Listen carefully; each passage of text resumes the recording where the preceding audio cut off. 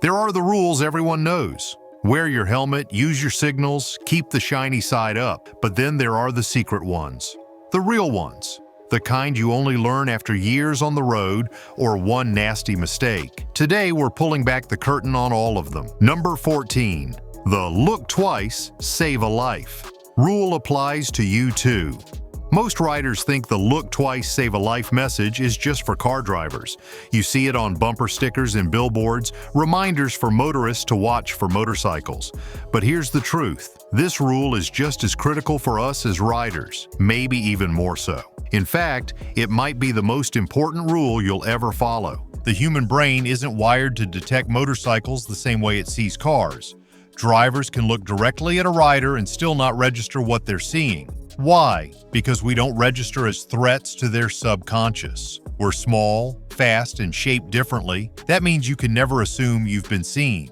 Even if someone makes eye contact, the responsibility falls on you to double-check everything. At every intersection, scan for movement. At every turn, look for someone ready to cut you off. In traffic, check your mirrors more often than you think is necessary. Glance over your shoulders for blind spots. Watch that SUV edging forward like it doesn't see you. Odds are, it doesn't. And don't forget to check for quick lane changes, especially in heavy traffic where impatience rules. And when you're riding in flow, always leave yourself an escape route. Ride like nobody can see you because more often than not, they really can't. The best riders are the invisible ones, the ones who anticipate every mistake before it happens and never rely on others to notice them. Speaking of staying safe on the road, let's talk about how to keep it smooth when riding in a group. Number 13. Know your place in the group ride. Group rides can be one of the best parts of owning a motorcycle, but only if everyone knows their place. It's not about ego, experience, or horsepower. It's about rhythm, safety, and knowing how the pack flows. The lead rider isn't there to show off. They're there to set the pace, navigate, and watch for hazards. The sweep rider in the back? Same thing. They keep track of the group and help anyone who falls behind. That means the front and the back of the group are for experienced riders who know how to handle unexpected situations. If you're newer to riding or not familiar with the group, your spot is in the middle. Don't try to squeeze into the front because you want to keep up, and don't fall too far back and try to catch up later. That's how accidents happen. Understand the importance of staggered formation, alternating left and right within the lane to maximize visibility and reaction space. Don't tailgate, don't weave, and don't treat it like a parade or a race. There's an unspoken rhythm to every good group ride, and breaking it puts everyone at risk. Before a ride starts, everyone should know the route, planned stops, and what to do if someone gets separated. If the group doesn't set that up, that's a red flag. Group rides work best when everyone respects their role. It's not about being the fastest or the flashiest. It's about teamwork, communication, and trust. When done right, it's pure magic. When done wrong, it's chaos on two wheels. Ride smart, stay in formation, and earn your place. But riding smart isn't just about who's around you, it's also about where you are in the lane. Number 12. Lane positioning is dynamic, not static. Most beginner riders learn about lane positioning in their safety courses, left, center, or right within a single lane. But here's the truth, nobody tells you. Lane positioning isn't a one-time choice. It's something you change constantly, sometimes every few seconds. Too many riders stick to the center of the lane like it's a default setting. Big mistake. That's where you'll find the worst road debris. Oil drips, coolant, and loose gravel, all the stuff that leaks from cars and trucks. Hit that in the rain and your tires might as well be riding on ice. The real trick to staying safe is reading the road and adjusting your position based on what's happening around you. If there's a car merging from the right, you want to be in the left tire track for visibility. If there's a truck in front of you and you can't see around it, shift to the left for a better view. If a pothole opens up ahead, slide right to dodge it. Your position in the lane affects how visible you are to drivers, how well you can escape in an emergency, and how much traction your tires have. Staying in one spot out of habit can be just as dangerous as weaving around randomly. Smart riders don't lock themselves into a lane position. They flow, they adapt, they move based on what the traffic, weather, and road conditions are telling them. It's like chess at 60 miles per hour. and you always want to be one move ahead. So forget about choosing the best lane position. The best one is the one that keeps changing, just like the road ahead. If this video's already taught you something new, hit that like button and subscribe if you want more hard-earned rider wisdom. We don't do fluff here, just real talk from the road. Number 11. Helmets expire. Even if they look fine, most riders wouldn't wear expired milk, but they'll slap on a helmet that's 7 years old and call it good. Here's the truth. Every helmet, yes, even the high-end carbon fiber, one you baby, has a shelf life. 5 years is the industry standard. That's not a suggestion. That's a hard limit based on how materials break down. The inner foam that absorbs impact, it degrades from sweat, heat, UV rays, and time. And no, it doesn't matter if it still looks fine. Drop it once, just once, and you might compromise the structure, even if it falls from your seat onto grass. Helmets are designed for one impact. After that, their ability to protect you drops off hard. And here's another one. Wearing the wrong size helmet is just as dangerous. If it's too loose, it won't absorb energy correctly. If it wobbles when you shake your head or slides when buckled, it's not doing its job. Veteran riders know your helmet is your last line of defense, not a fashion statement. Replace it every 5 years. If it's been dropped, retire it. And never buy a used one unless you enjoy rolling the dice on someone else's crash history. Your head deserves better than that.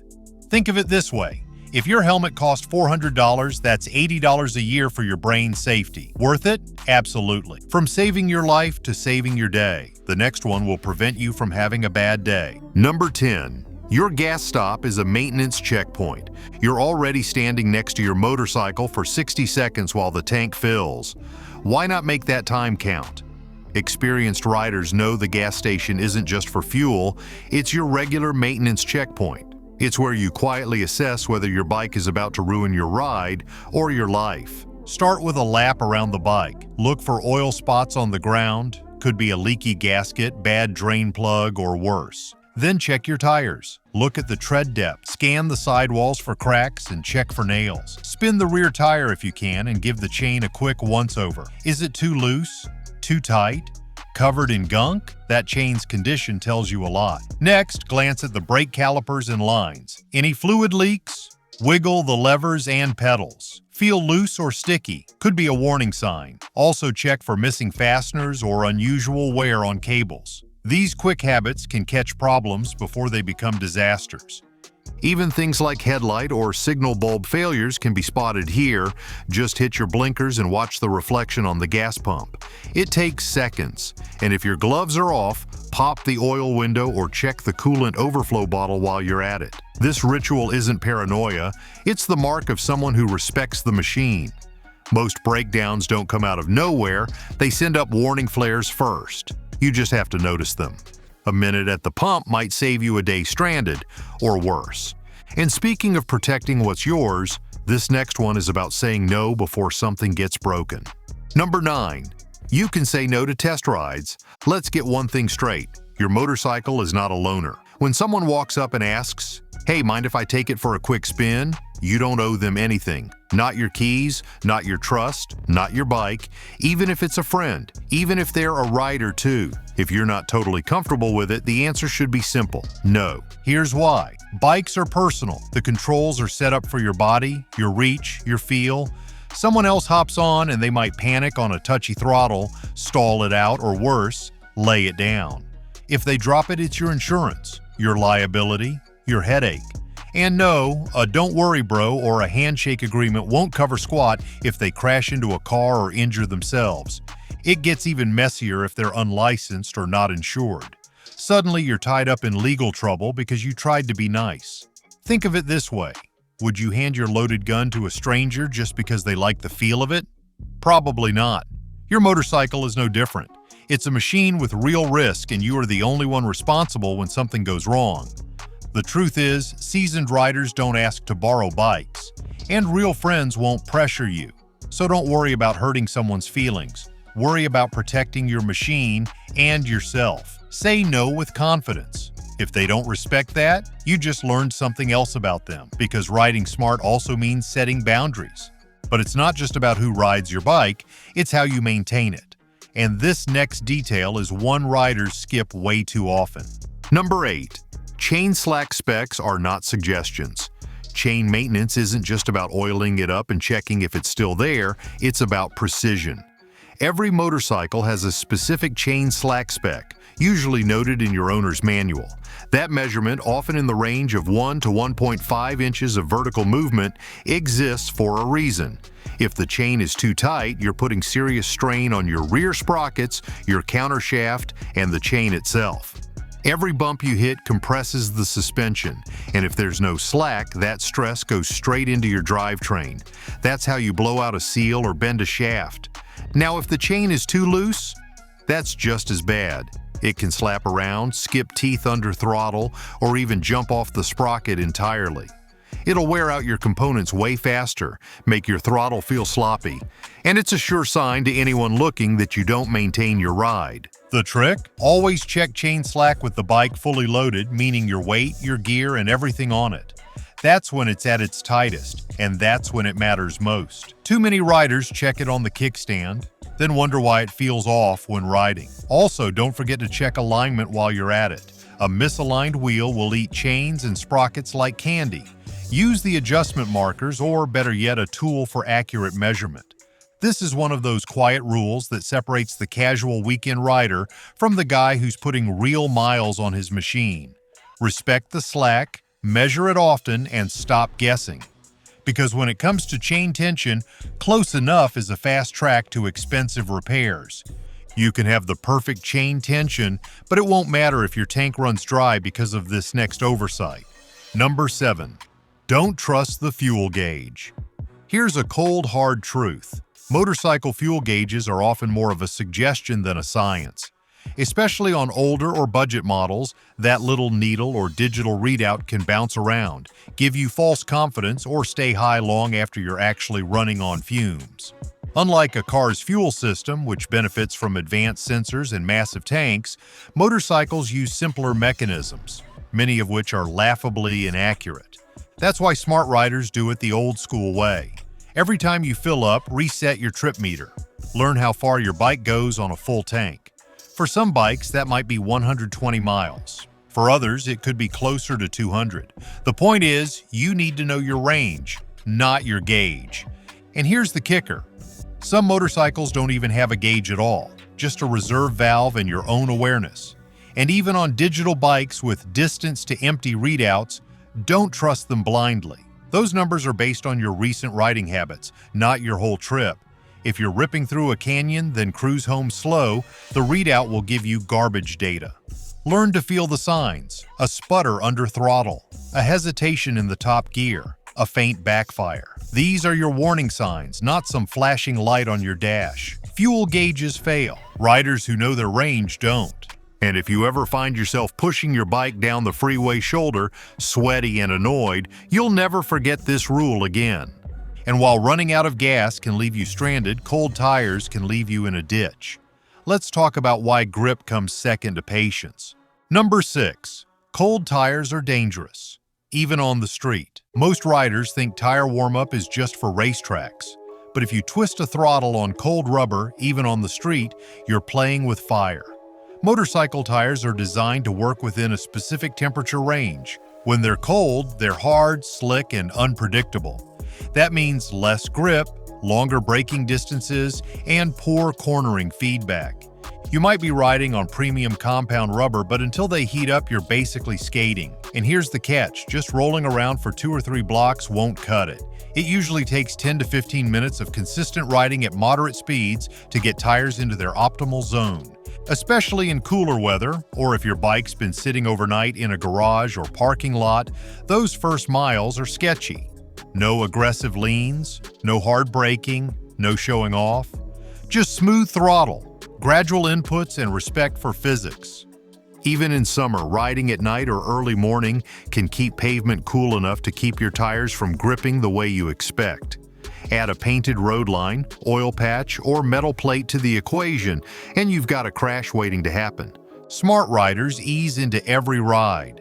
They give the rubber time to wake up.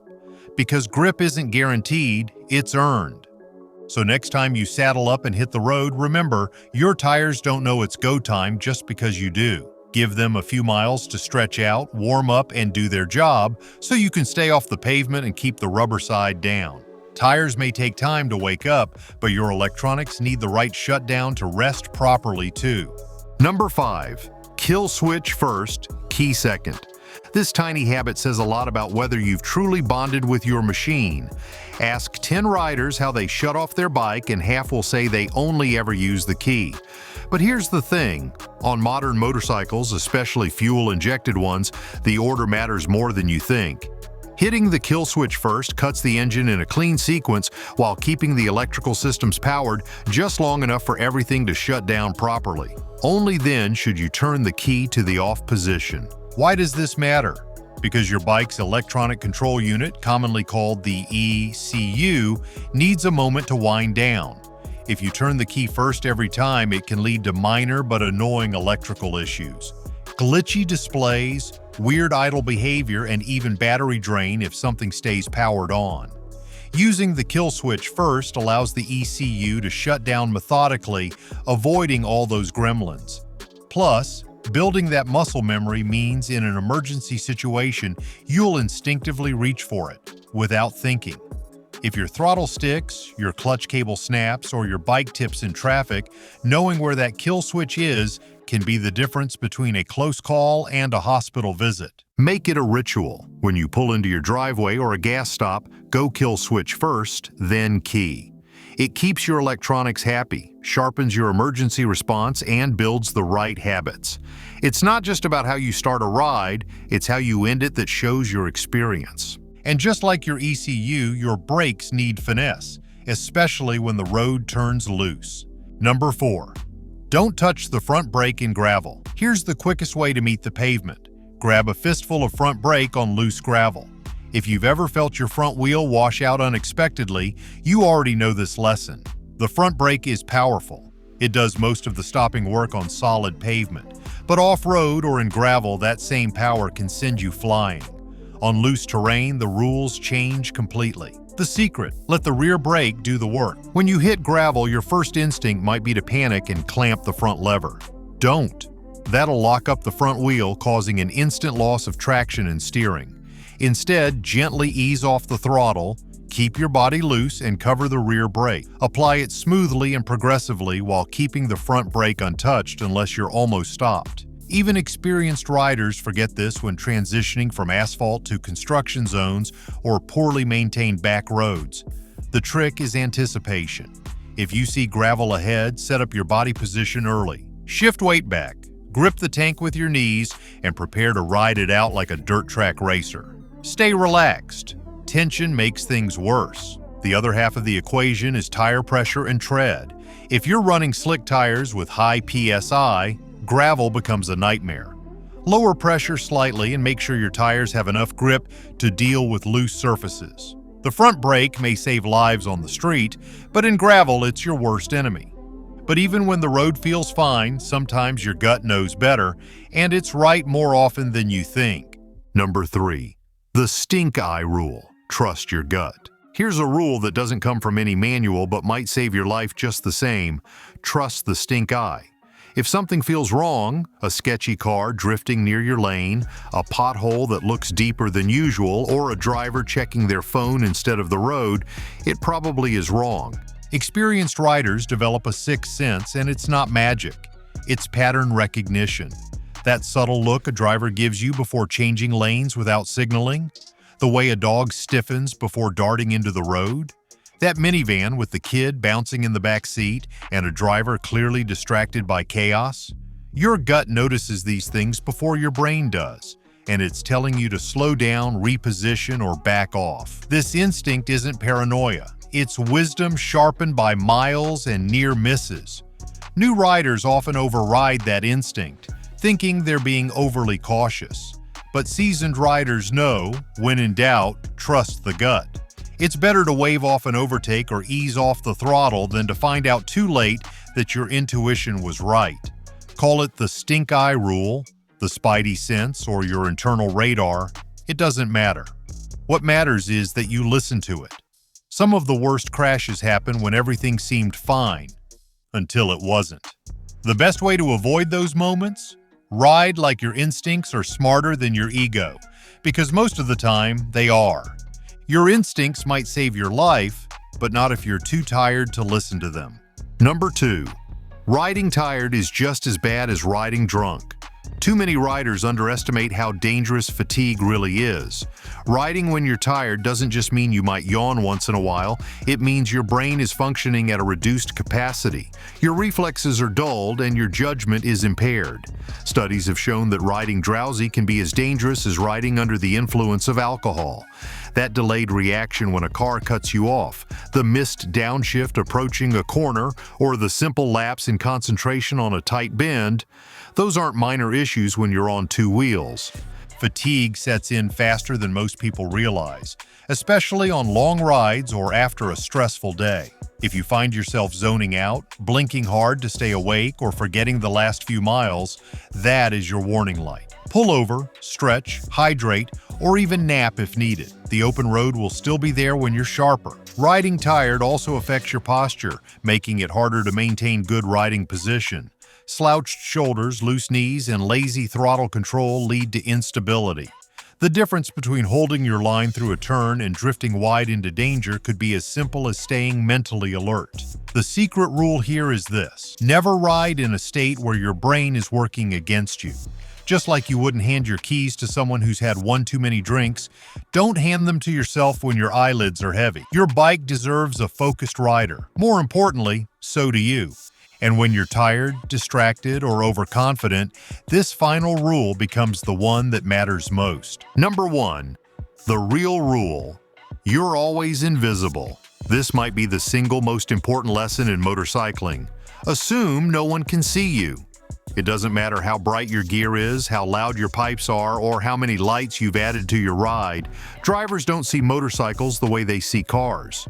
We're slim, fast, and outside the expected visual pattern. Most car drivers are looking for large vehicles. That means even if they glance your way, they might not register your presence. It's not personal, it's neurological. The human brain filters out what it doesn't expect. And sadly, motorcycles often don't make the cut. That's why seasoned riders ride like they're invisible. At every intersection, during every lane change, when approaching side streets, we assume that driver hasn't seen us and might pull out. That's not paranoia, it's preparedness. Being invisible means staying out of blind spots, using your lane position wisely, and watching for body language inside vehicles. Like a car that's creeping forward or a driver looking over their shoulder. It means leaving extra space, flashing your lights if needed, and always having an exit route planned. You're not just riding the bike, you're playing chess at 60 miles per hour. So here it is, the rule that seasoned riders live by. You are always invisible. The sooner you accept that, the longer you'll stay alive. Don't expect to be seen. Expect to be missed, and ride in a way that gives you the power to respond when you are. And there you have it. 14 rules nobody talks about, but every smart rider should live by. Which one hit home for you? Drop your favorite riding lesson in the comments, and if you found these insights valuable, give us a like and hit that subscribe button for more real-world motorcycle wisdom. Until next time, ride safe and keep the rubber side down.